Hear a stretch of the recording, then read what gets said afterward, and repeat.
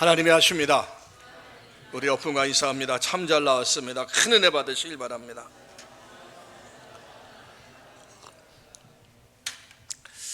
여러분들은 하나님의 살아계심을 믿습니까? 이 땅에 마귀가 존재한다는 사실 믿어요? 진짜 믿습니까? 오늘부터 2주간은 이 뜻을 정하여 이 마음의 결단 부분에 대한 이야기를 하겠습니다. 같이 은혜를 나누면서 신앙생활하면서 정말 결단, 결심의 중요성에 대해서 같이 좀 생각해 보려고 합니다. 루이스가 쓴 악마의 편지라 하는 이와 같은 책에 나오는 내용입니다. 영국의 노신사가 도서실을 찾아갔습니다. 그래서 이 책 저 책 훑어보다가 기독교 신앙에 관한 책을 보게 되었습니다. 이 노신사는 책을 읽던 중 마음속에 갑자기 하나님에 관한 생각이 들기 시작했습니다. 하나님이 어떤 분일까? 그분과 어떤 관계를 맺어야 하는가? 하나님에 대한 궁금증이 생기게 된 거예요. 그 순간 악마가 찾아왔습니다. 악마가 그의 마음속에 야, 점심시간이야. 점심시간인데 뭘 그렇게 생각해? 그 순간 노신사는 하나님에 관한 생각을 두르고 점심 먹으러 식당으로 내려갑니다. 식사를 하는 중에 또 점심을 먹다 보니까 갑자기 또 하나님에 대한 생각이 들기 시작했습니다. 하나님은 과연 어떤 분일까? 나는 그분과 어떤 관계를 맺어야만 하는가? 갑자기 그 생각이 들기 시작한 거예요. 그래서 악마는 또 그의 마음속에 속삭입니다. 노신사가 이렇게 중얼거립니다. 야, 밥 먹는데 뭘 골치 아픈 생각을 하니? 우선 식사를 끝내고 보자. 우선 식사를 끝나고 보자 하면서 또 미혹을 해요. 그래서 노신사는 골치 아픈 생각을 내려놓고 식사를 마치게 됩니다. 자, 식사를 마치고 났는데 다시 하나님에 대한 생각에 어렴풋이 나오려고 해요. 그러나 노신사는 악마의 간섭으로 이렇게 말하기 시작합니다. 그거 뭐 있을 수 있는 일이지. 오늘은 너무 바빠. 집에 가서 할 일이 너무나 많아. 그리고 그는 밖으로 나와서 버스를 탑니다. 버스에 앉아서 신문을 읽으면서 아무 일이 없던 것처럼 여느 때와 마찬가지로 버스를 타고 집으로 돌아갑니다. 그럴 때 노신사의 뒤에는 악마가 회심의 미소를 짓고 있었습니다. 하나님 뜻대로 살려고 하는 사람들, 사단은 가만히 두지 않아요. 우리는 신앙생활을 내 힘, 내 의지, 내 결단으로만 한다고 생각합니다. 그러나 성경은 분명히 이야기합니다. 너의 대적 마귀가 우는 사자와 같이 두루다니며 삼킬 자를 찾고 있다고 말하고 있어요. 오늘도 내가 무엇을 결단하고 결심하고 하려고 하면 마귀는 내 속에 엉뚱한 생각을 집어넣어요. 내 마음을 휘젓기도 하고 내 생각을 휘어잡기도 하고 내 삶을 휘어잡아서 우리 하나님을 믿는 자녀들이 하나님 뜻대로 사는 것을 마귀는 방해한다는 얘기입니다. 지금도 하나님 뜻대로 살려고 움직이는 순간 마귀는 우리를 미혹하는 거예요. 근데 우리는 그걸 몰라요. 영적인 세계인데 영적인 세계를 모르고 분명히 마귀에게 계속 지면서 신앙생활 하는데 그건 마귀에게 진다고 생각하지 않고 내가 바빠서, 내가 피곤해서, 내가 힘들어서, 내 할 일이 많아서 못한다 그렇게 생각하고 하루하루 넘어갑니다. 그러다 보니까 우리의 신앙이 뭔가 힘이 없어요. 능력이 없어요. 새롭게 뭔가 하나님을 위해서 헌신도 하고 열정적으로 살아야 되는데 그런 게 없어요. 예배는 빠질 수 없으니까 예배는 나와요. 기도하라니까 형식적으로 기도를 해요. 그러나 그 뜨거운 열정이 우리 속에는 다 사라져갑니다. 그러면서 하루하루 신앙생활을 하다 보니까 우리 속에는 무기력한 신앙인의 모습만 남는다는 거예요. 오늘도 사단은 내 약한 부분을 통해서 내 단점, 사단은 그걸 통해서 우리를 공격해 들어옵니다. 그래서 나에게 가장 민감하고 약한 부분 속에 사단은 유혹을 해요. 그래서 우리를 넘어뜨린다는 것을 우리가 알아야 됩니다. 그래서 오늘날 우리가 신앙생활 승리하기 위해선 이 뜻을 정하는 것, 결단하는 것, 이것이 엄청나게 중요하다는 거예요. 오늘 본문은 바로 그것을 우리에게 가르쳐주고 있습니다. 다니엘이 뜻을 정하여 왕의 진미와 그의 마시는 포도주로 자기를 더럽히지 아니하리라고 결단했다. 여기서 뜻을 정했다는 것은 하나님 뜻대로, 하나님 뜻대로 삶을 살아야 되겠다는 그 결단이에요. 그 결단한 그곳에 역사가 일어나기 시작한 거예요. 그래서 오늘 말씀해 보면 이 바벨론이란 제국은 모든 음식은 일단 우상에게 바쳐집니다. 우상에게 바쳐진 음식이 그것이 이제 시장으로 나오고 왕궁으로 들어가요. 근데 오늘 본문에서 그 우상에게 바쳐진 재물을 먹으면 그건 결국 하나님 말씀을 어기는 것이고 하나님의 뜻을 거스리는 것이라고 다니엘은 생각했기 때문에 그래서 먹지 않겠다고 뜻을 정한 겁니다. 하나님의 뜻대로 사는 사람은 시작부터 다릅니다. 하나님의 뜻대로 살려고 하지 않는 사람은 믿는 것도 대충 믿어요. 시간이 되면, 시간이 안 되면 나름대로 기준이 자기에게 있어요. 시간이 되면 믿고 나오고 시간이 안 되면 안 나오고 모든 중심이 자기입니다. 근데 우리의 신앙의 초점은 하나님께 맞춰져야 돼요. 풍산교회에서 이렇게 사역을 하면서 참 기억나는 분들이 많아요. 근데 젊었을 때 신앙생활 하신 분들보다는 80이 넘어서 신앙생활 했던 분들 중에서 참 정말 대단한 사람들을 너무나 많이 봤어요. 80이 넘어서 신앙생활 하면서도 딱 교회 나온 순간부터 주일 빠지지 않고 성경을 꾸준히 읽으면서 신앙생활해요. 정말 젊은 사람보다 더 많이 성경을 읽고 그러다가 이 땅에 살다가 하나님 나라 간 분들이 아직도 기억나는 사람들이 몇 분의 할머니들이 계셔요. 정말 대단한 사람이죠. 근데 그들이 그렇게 삶을 살 수 있었던 이유는 뭡니까? 뜻을 정했기 때문에 결심한 거예요. 내가 왜 이제야 예수를 알았고 왜 이제야 내가 교회 나왔는지 모르겠다고 하면서 그 연세에 성경 읽으면서 하나님 앞을 찾는 그 열정, 그걸 볼 때마다 너무나 은혜가 되는 거예요. 오늘날 우리의 모습 속에서 하나님은 우리에게 분명한 신앙을 원합니다. 분명한 신앙을 원해요. 다니엘처럼 정말 하나님 마음에 합한 뜻을 정하고 하나님께 나가야 됩니다. 그런 사람들에게 하나님의 축복이 임하게 되고 뜻을 정하면 운명이 달라지고 뜻을 정하면 삶이 달라지고 뜻을 정하면 길이 열리게 돼요. 내가 결단할 때 하나님이 도우시는 거예요.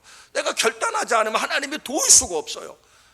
창세기 35장에 보면 그들이 떠났으나 하나님이 그 사면고들로 크게 두려워하게 하셨으므로 야곱의 아들들을 추격하는 자가 없었더라, 이 말씀이 나와요. 이 말씀의 의미가 뭐냐면은 야곱이 야복강가에서 하나님 은혜를 체험하고 베델로 올라가야 되는데 야곱이 베델로 올라가지 않고 세겜이라는 곳으로 가요. 하나님과 약속한 것을 지키지 않고 세겜이라는 곳에 가서 10년 동안 그곳에 살아요. 그곳에 살다가 야곱의 신앙도 다 타락하고 야곱의 자녀들도 다 타락하고 세겜성 안에 있는 사람들을, 그 과정은 시간상 설명을 하지는 않겠습니다. 세겜성에 있는 사람들을 할례를 받으면 야곱의 딸 디네와 세겜성 추장의 아들과 결혼시키겠다는 그 조건을 걸고 할례를 받으면 결혼시키겠다 합니다. 그래서 할례를 받고 나니까 야곱의 두 아들들이 세겜성에 쳐들어가서 세겜성에 있는 남자들을 다 죽이게 되고 재물들을 약탈해요. 말도 안 되는 일들을 지금 야곱의 아들들이 했습니다. 자, 그 결과 어떤 상황이 벌어졌냐면 세겜은 가나안 땅이에요. 그 주변에 가나안 족속들이 살고 있습니다. 야곱의 자녀들이 행한 그 일 때문에 가나안 족속들이 분노를 해요. 언제 어느 때 야곱의 자녀들을 다 죽이려고 하는, 막 분노하는 그런 상태입니다. 야곱과 그 자녀들은 그 지역에서 나올 수도 없고 그 자리에 머물 수도 없어요. 머물면 곧 가나안 족속들이 와서 죽일 것이고 나가려고 해도 가나안 족속들이 와서 죽일 것이고 꼼짝달싹 못하는 절대절명의 위기 상황 속에서 하나님께서 나타납니다. 그리고 그들에게 하나님의 하신 말씀이 일어나 베델로 올라가라. 야곱은 올라갈 수도 없어요. 자기들이 움직이면 그 주변 족속이 가만 안 두니까. 그렇지만 야곱은 하나님의 말씀을 붙잡고 베델로 올라가요. 그때 하나님께서 35장 5절 말씀을 한 거예요. 그들은 떠났으나 하나님의 사면 고을을 두려워하게 하여 야곱의 아들들을 추격하는 자가 없었더라. 하나님의 뜻을 정하고 살아가는 사람들에게는 하나님이 함께 하셔요. 이 은혜를 체험하시기를 주의 이름으로 축원합니다.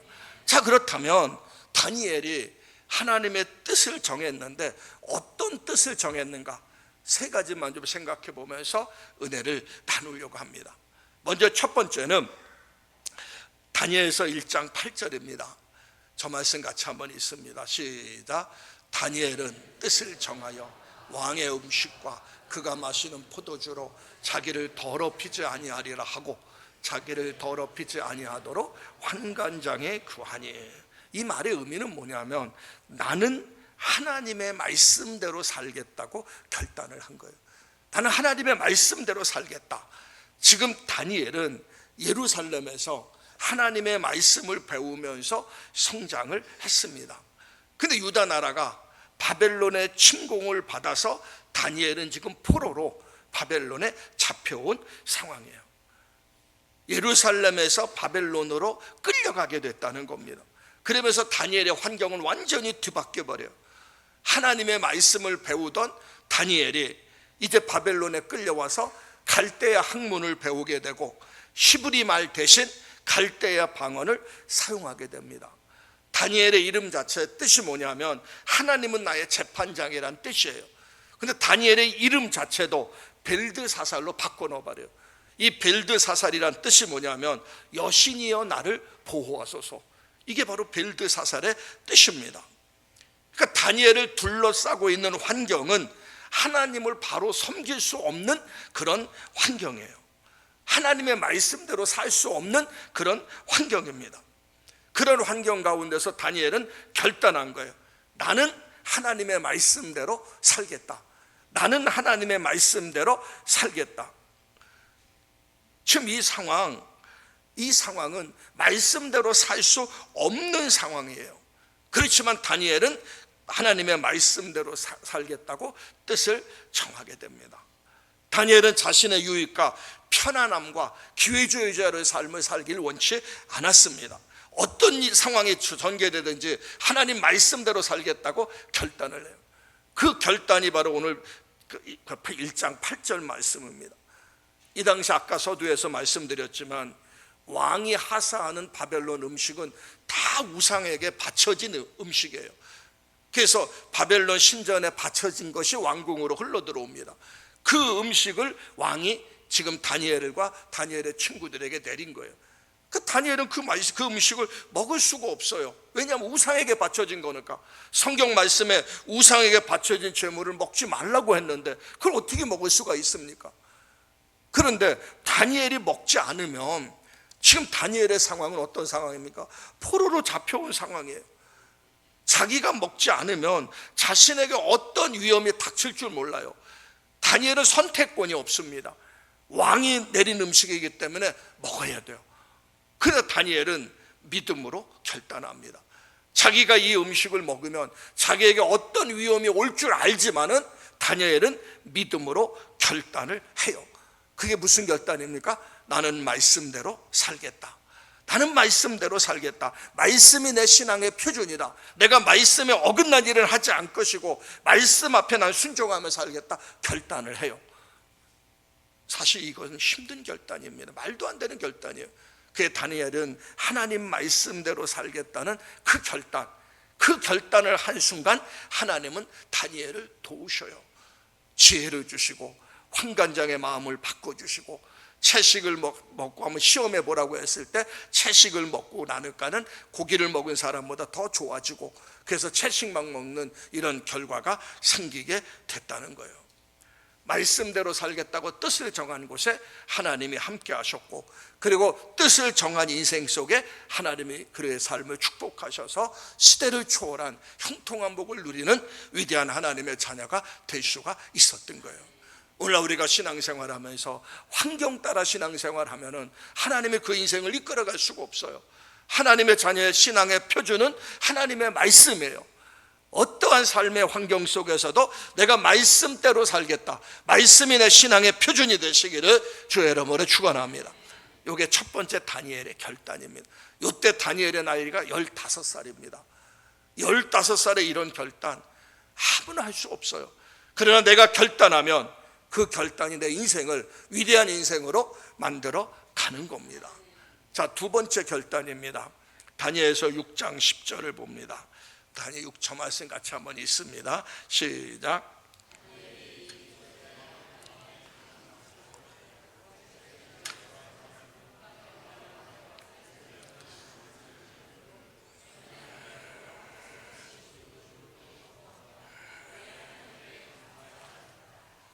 자, 두 번째 결단은 나는 평생 하나님께 기도하며 살겠다는 결단이에요.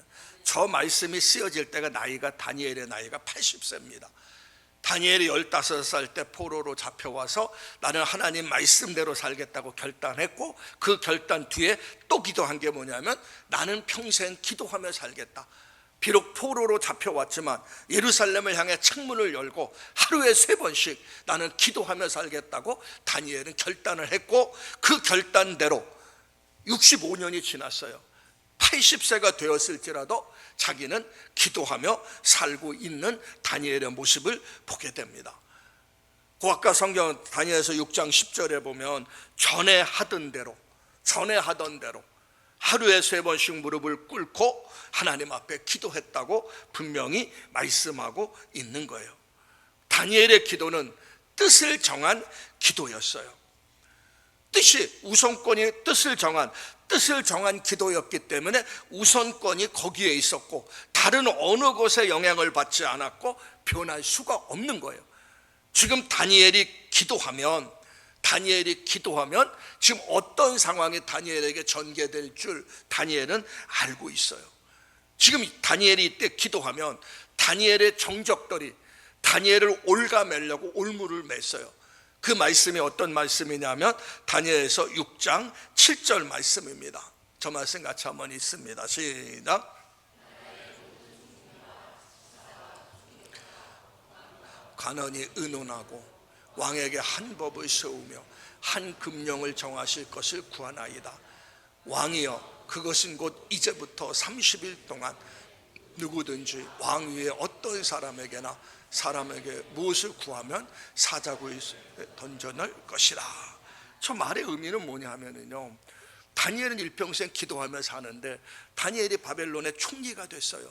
총리가 되니까 다른 바벨론 사람들이 다니엘을 옭아매려고, 총리가 되니까 포로로 잡혀오는 사람이 총리가 되니까 기존의 바벨론 사람들이 가만두겠습니까? 어떻게든지 다니엘의 허물을 찾으려고 했지만 허물을 찾을 수가 없어요. 그런데 그들이 보는 다니엘은 항상 하루에 3번씩 예루살렘을 향해 창문을 열고 기도하고 있는 거예요. 그래서 거기에 힌트를 얻어서 왕에게 찾아가서 제안을 합니다. 앞으로 한 달 동안 어느 신이나 어느 사람에게나 절하면 그는 사자굴 속에 던져놓게 하라고. 왕의 입장에서 참 기분 좋은 얘기죠. 자기에게만 절하고 자기만 높임받아야 되니까 왕은 그것이 다니엘을 옭아매려고 하는 그 이유인지도 모르고 도장을 찍고 조서를 공포를 합니다. 온 땅의 조서가 공포가 됐어요. 이제 다니엘은 자기가 기도하면 사자굴 속에 던져진다는 사실을 다니엘은 알고 있어요. 그러면 한 달 동안 기도 안 하면 됩니다. 아니면 창문 딱 걸어 잠그고 은밀하게 기도하면 돼요. 근데 다니엘은 그렇게 하지 않았습니다. 분명히 자기가 기도하면 사자굴 속에 던져진다는 사실을 알고서도 다니엘은 창문을 열고 전에 하던 대로 예루살렘을 향해 창문을 열고 하루에 3번씩 하나님 앞에 간절히 기도를 했다는 거예요. 이와 같이 뜻을 정한 사람은 어떠한 상황과 환경에 영향받지 않고, 지금 자기가 기도하면 자기는 사자굴 속에 던져진다는 사실을 알더라도 뜻을 정한 사람은 거기에 개의치 않고 믿음으로 결단하며 기도를 하는 거예요. 다니엘은 지금 총리이기 때문에 얼마나 바쁘겠습니까? 그럼에도 불구하고 그는 기도가 그 삶의 우선이기 때문에, 뜻이 정했기 때문에 하루에 3번씩 예루살렘을 향해 창문을 열고 기도했고, 지금 자기가 기도하면 자신에게 어떤 결과가 생길 거 뻔히 알지만은 거기에 영향받지 않고 하나님 앞에 뜻을 정하고 기도를 했다는 얘기입니다. 저와 여러분들의 신앙생활 속에서 정말 나는 평생에 기도하며 살겠다 하는 이와 같은 분명한 뜻이 우리 속에 있어야 됩니다. 우리가 삶을 살아가다 보면, 우리 인생을 살아가다 왜 갈팡질팡합니까? 하나님에 향한 뜻을 제대로 정하지 않았기 때문에 그렇습니다. 왜 실패합니까? 기도의 의지가 부족하기 때문에 그래요. 왜 불안합니까? 기도가 없기 때문에 그렇습니다. 하나님 앞에 기도하는 사람은 흔들릴 필요도 없어요. 불안할 필요도 없어요. 하나님께서 내 인생을 책임짐을 믿기 때문에 어떠한 상황과 환경 속에서도 담대하게 신앙생활을 할 수가 있는 겁니다. 문제가 있을 때 누구나 기도해요. 문제가 있으면 작정하고 금식하고 기도합니다. 근데 하나님이 원하는 건 그게 아니에요. 문제가 있으면 당연히 기도해야죠. 문제 없을 때도 내 삶이 기도가 되길 원합니다. 정말 내 삶이. 그래서 교회에서 1시간 기도하고 저녁 기도하고 그런 걸 하는 거예요. 내가 뜻만 정하면 요동치지 않고 저녁 기도 나와서 기도할 수가 있고 1시간 기도할 수 있고 새벽 기도할 수가 있는 거예요. 그런데 뜻을 정하지 않으면 조금만 바쁜 일이 생기고 조금만 삶에 분주하고 조금만 힘들어면 안 나와요. 안 해요. 왜? 뜻을 정하지 않았기 때문에. 그럼 사단은 그거 가만두겠어요? 항상 우리에게 기회를 엿보고 있는 사단이 어떻게든지 기도 생활 못하게 하고 하나님 가까이 하지 못하게 하기 위해서 사단은 교묘한 방법으로 역사를 해서 더 못하게 만들고, 하루 이틀 3일 기도 안 하다 보면 나도 모르게 내 영이 죽어가고 영이 신바람이 없어지고 신앙이 무기력하고 형식적으로 빠지게 되는 겁니다. 그렇게 내 신앙이 살고 영이 살기 위해서는 항상 쉬지 않는 기도 생활이 저와 여러분들 속에 있어야 된다는 거예요. 다니엘이 뜻을 정하고 기도했어요. 그래서 그는 사자굴 속에 던져졌습니다. 근데 성경은 뭐라고 이야기합니까? 다니엘서 6장 22절에 보면 분명히 저 말씀이 나와요. 같이 읽습니다. 시작.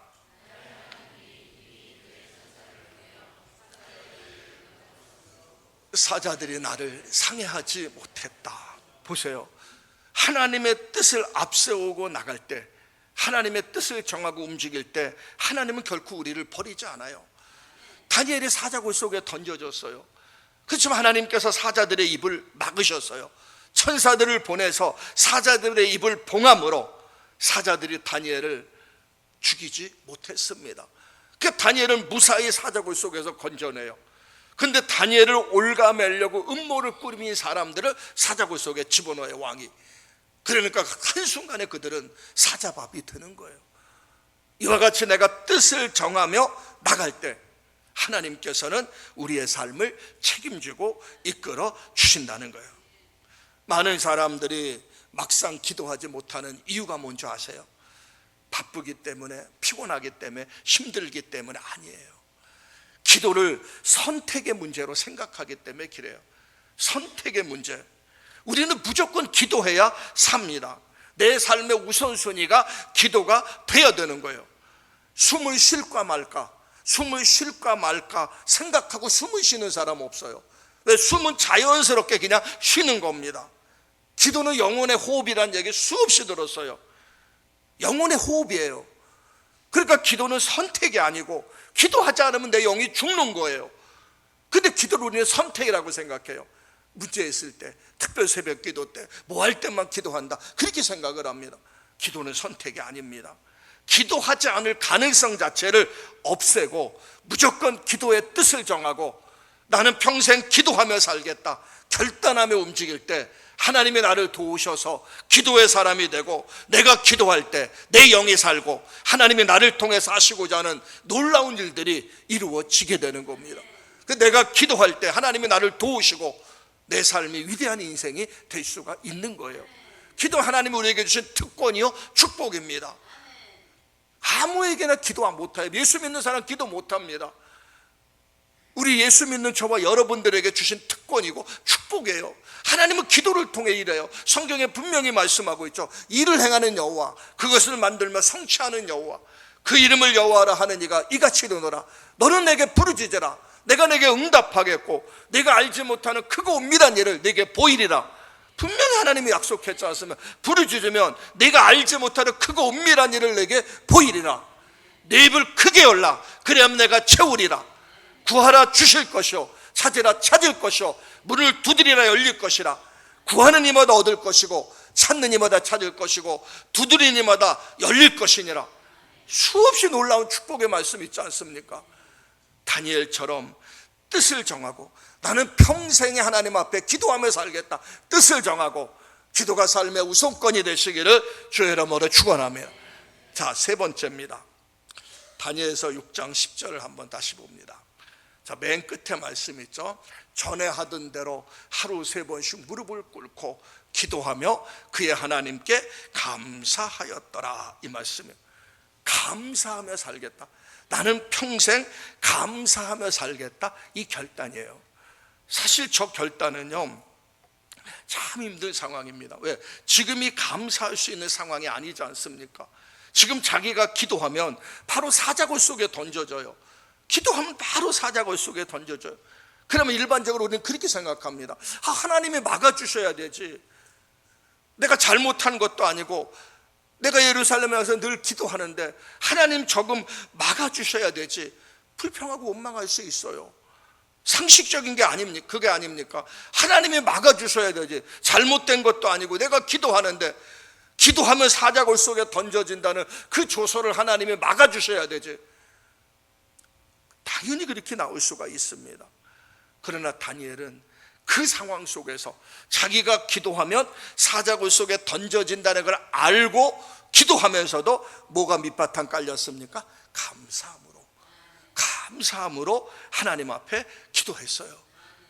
그것은 바로 다니엘이 평생 삶 속에서 감사하며 삶을 살겠다고 뜻을 정했기 때문에 이것이 가능한 거예요. 저와 여러분도 어떠한 상황과 환경 속에서도 감사하며 살겠다는 뜻을 정하시기를 주의 이름으로 축원합니다. 그래서 성경에서 말씀하고 있지 않습니까? 범사에 감사하라, 이는 그리스도 예수 안에서 너희를 향하신 하나님의 뜻이니라. 범사는 모든 상황 가운데서, 모든 환경 가운데서 감사하라. 왜? 하나님이 계시니까. 17세기 독일 교회를 담임했던 그 마틴을 링카르트 목사님이 계십니다. 이분이 지은 찬송가 가사가 바로 찬송가 66장이에요. 거기에 보면 다 감사드리세 하는 이와 같은 그 찬양이 나옵니다. 당시 독일을 비롯해 전 유럽에 무서운 흑사병이 휘몰아치기 시작했어요. 그 흑사병으로 인해서 수없이 많은 사람들이 목숨을 잃었습니다. 하다못해 링카르트 목사님의 아들조차도 그 흑사병에 걸려서 죽게 됩니다. 하루에도 수많은 사람들을 장례를 치르게 되고, 이 링카르트 목사님 교회에서 50명이 장례식을 한꺼번에 치를 때도 있었어요. 그렇게 엄청나게 많은 사람들이 세상을 떠나게 됩니다. 그때 이분이 지은 찬송이 다 감사드리세. 그 가사에 보면 그런 말씀이 나옵니다. 다 감사드리세, 온 마음을 주께 바쳐 그 섭리 놀라운 온 세상 기뻐하네. 옛부터 주신 복 한없는 그 사랑 선물로 주시네, 이제와 영원히. 사람들이 그렇게 얘기했습니다. 사람이 많이 죽어가는데 무엇이 감사할 일입니까? 사람이 많이 죽어가는데 무엇이 감사하단 말입니까? 모두가 그런 반문으로 이 목사님에게 질문을 던집니다. 근데 링카르트 목사님은 그 상황 속에서 하나님을 향해 감사의 입술을 열었어요. 어떤 경우에도 성도는 감사해야 됩니다. 감사는 환경의 문제가 아니고 감사는 신앙의 문제입니다. 환경의 문제라면 오늘 본문에 다니엘은 감사할 수가 없어요. 그냥 예루살렘을 향해 창문을 열고 기도는 할 수 있어도 감사할 수 없어요. 그러나 감사는 환경의 문제가 아니라 신앙의 문제입니다. 기도와 감사는 나누어서 생각할 수 있는 그런 관계가 아닙니다. 항상 축복은 언제나 감사와 연결되어 있어요. 어떠한 환경 속에서도 하나님이 함께 하심을 확신하고 하나님을 향해서 늘 입술로 감사하는 그런 신앙생활 하시기를 주의 이름으로 축원합니다. 우리가 믿는 성도들의 삶입니다. 우리 믿음의 사람들, 신앙인들은 하나님의 택한 자들입니다. 그렇기 때문에 어떤 역경 가운데서도 우리는 감사의 반응으로 하나님 앞에 고백해야 돼요. 감사가 생활화되어야 됩니다. 다니엘이 승리한 원인은 바로 생활화된 감사, 습관적인 감사가 다니엘의 삶 속에 있었기 때문에 그는 승리할 수가 있었던 겁니다. 대적마귀는요, 감사가 빠진 교회, 감사가 빠진 교인들을 공격 목표로 삼아요. 그래서 늘 그들 입술 속에 감사가 빠지니까 뭐가 나옵니까? 불평원망 나옵니다. 불평원망 나와요. 감사가 없는 불평은 독소를 만들어내요. 여러분, 신앙생활하면서 교회 봉사하면서 불평원망 하지 마시기 바랍니다. 갈수록 불평원망 많아지는 오늘 시대 속에 우리는 살고 있어요. 코로나19 이후에 교회들마다 봉사하는 것마다 불평원망 쏟아집니다. 그래서 외부의 사람들을 사서 봉사하는 경우들 많아요. 이유는 뭔지 아십니까? 감사가 사라졌어요. 감사가 사라지니까 그 입에서 나오는 것은 불평과 원망이에요. 우리 교회도 마찬가지입니다. 감사하며 신앙생활 하시기를 주의 이름으로 축원합니다. 만약에 이러다 불평 원망 나면 일하지 마세요. 감사하는 사람들만 하셔야 돼요. 그래서 입술에서 감사가 나올 때 하나님은 그 인생을 책임져 주세요. 감사가 나올 때 우리의 입술은 닫아야 될 것이 불평과 원망, 불신앙의 말이고 열려야 될 창이 바로 감사의 창이에요. 늘 감사를 열리시고 감사로 움직여 나가시기를 주의 이름으로 축원합니다. 환경이 어려워도 감사하고, 고난이 와도 감사하고, 자녀 문제 때문에 힘들어도 감사하고, 경제적인 문제로 어려워도 감사하고, 건강 문제로 고통당해도 감사하고, 어려울 때는 하나님이 주신 은혜의 기회를 알고 하나님 앞에 감사의 창문을 여시기를 주의 이름으로 축원합니다.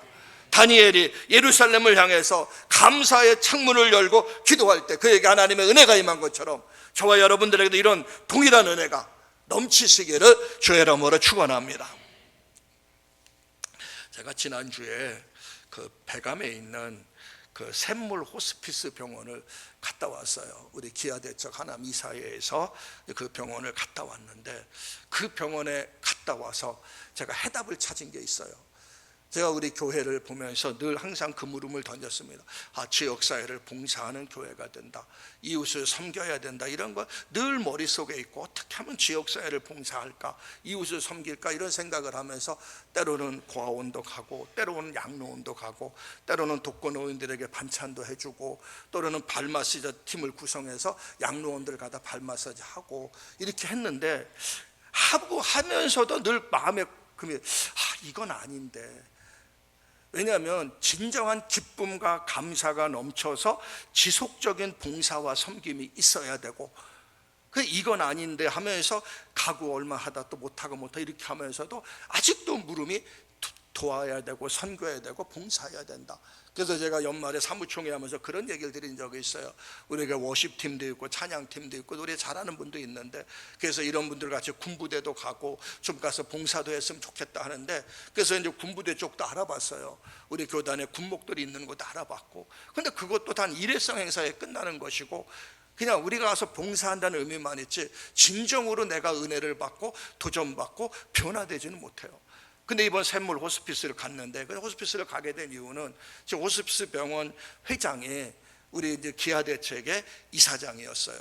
그분이 이제 회장으로 거기 갔고, 또 기아대책에서 이제 같이 일했던 분들이 거기에서 이제 핵심 참모로 거기 가서 이제 사역을 하게 됐어요. 근데 그분들이 계속 하는 얘기가 한번 와서 보십시오, 한번 와서 보십시오. 그래서 우리 이제 그 기아대책 하남 이사회에서 화요일 날 거기를 갔어요. 거기는 말기암 환자들이 있습니다. 말기암 환자 50명이 있고, 그리고선 말기인데 암 환자가 아닌 일반 말기 환자가 10명 있고, 그리고 그들을 돕는 스텝진이 의사, 간호사, 또 요양보호사, 또 사회복지사, 목회자 해서 이 팀이 200명이 넘어요. 그래서 그들을 완전히 케어하고 있어요. 근데 거기에 온 사람들은, 말기암 환자들은 평균 그곳에 있는 기간이 28일입니다. 평균적으로 28일 지나면 다 세상을 떠나요. 어떤 사람은 예배드리다가 그 자리에서 세상을 떠나는 분이 있고, 어떤 사람은 거기 와서 하루 있다가 떠나고, 그런 식으로 해서 28일 동안 다 떠납니다. 거긴 예수 믿는 사람만 오는 것이 아니고 예수 믿지 않는 사람도 말기암 환자 판정받으면 거기 들어오게 돼요.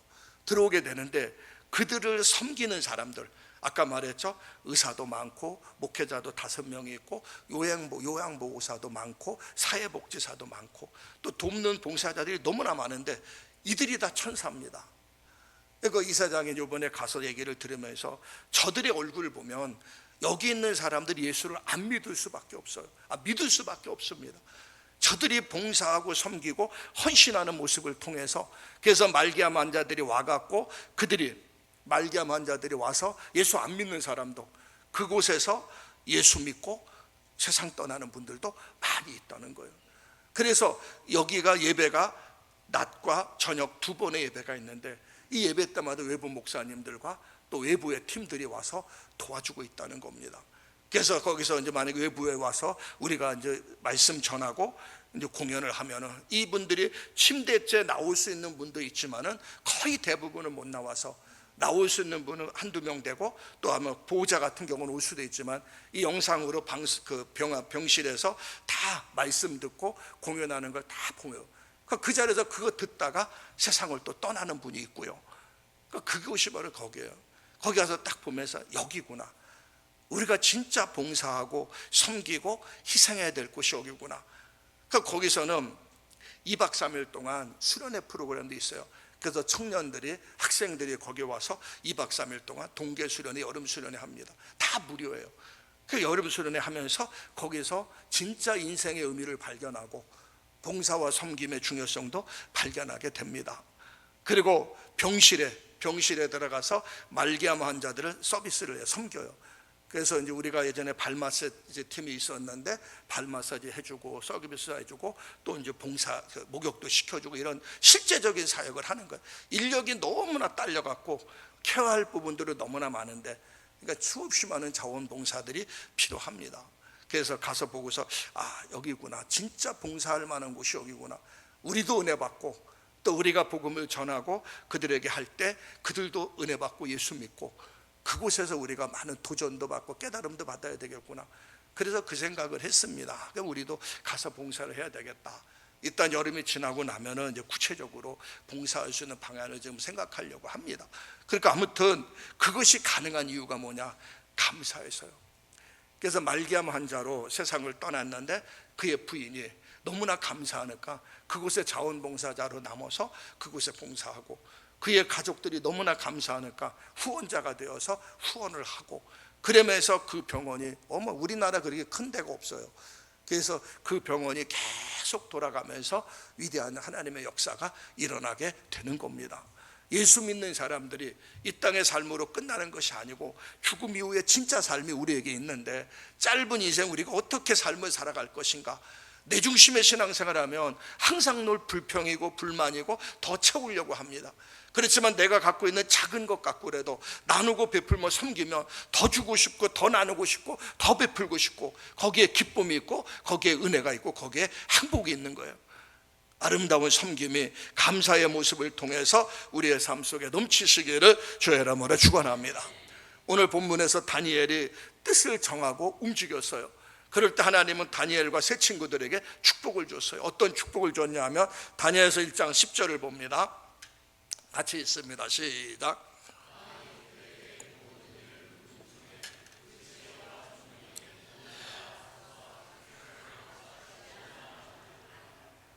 자, 다니엘과 세 친구에게 지혜와 총명을 줬는데, 바벨론이라는 나라의 술객과 박수들, 이게 누구냐면 바벨론에서 그래도 지혜롭다고 하는 사람들이에요.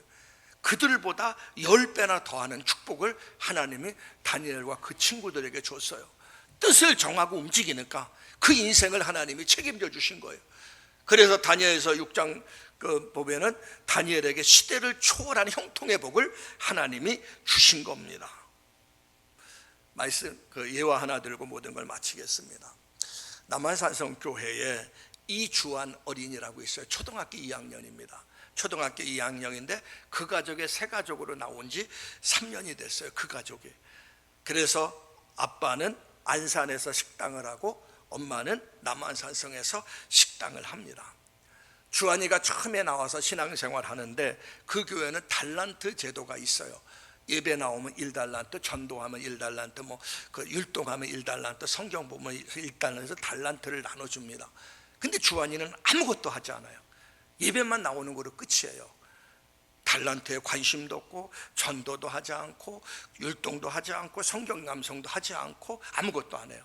그렇게 신앙생활하던 아이였어요. 그런데 그가 지난 3월부터 율동도 하고, 기도도 하고, 전도도 하고, 성경 암송도 하고 완전히 바뀌어졌어요. 근데 그가 다리는 다쳐갖고 기부스를 했어요. 기부스를 했는데 불편함에도 불구하고 기도도 하고 전도도 하고 율동도 하고 성경도 암송합니다.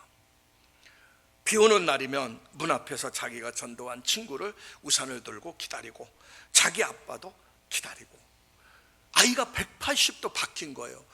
180도 그가 바뀌니까는 그의 아빠도 특별 새벽기도 나오고, 지금은 또 성가대도 참여하면서 열심히 신앙생활하고, 엄마는 물론 열심히 했으니까 그렇게 온 가족이 바뀌어지고, 이 주한이 때문에 교회 성도들이 도전이 된 거예요.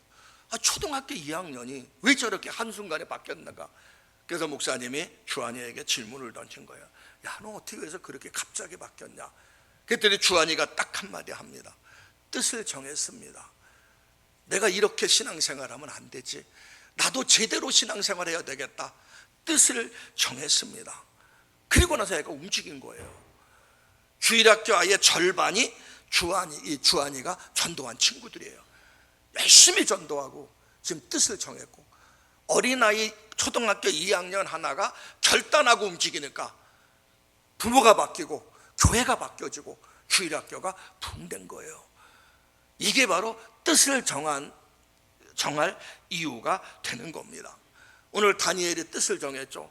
나는 말씀대로 살겠다. 나는 하나님 앞에 기도하며 살겠다. 나는 감사하며 살겠다. 이 세 가지의 다니엘의 고백이 저와 여러분의 고백이 되어서 정말 예수 제대로 믿으시고 말씀대로 살고 기도하며 살고 감사하며 삶을 사는 저와 여러분이 되어서 다니엘에게 주시던 이러한 놀라운 축복의 주인공들 되시기를 주의 이름으로 축원합니다.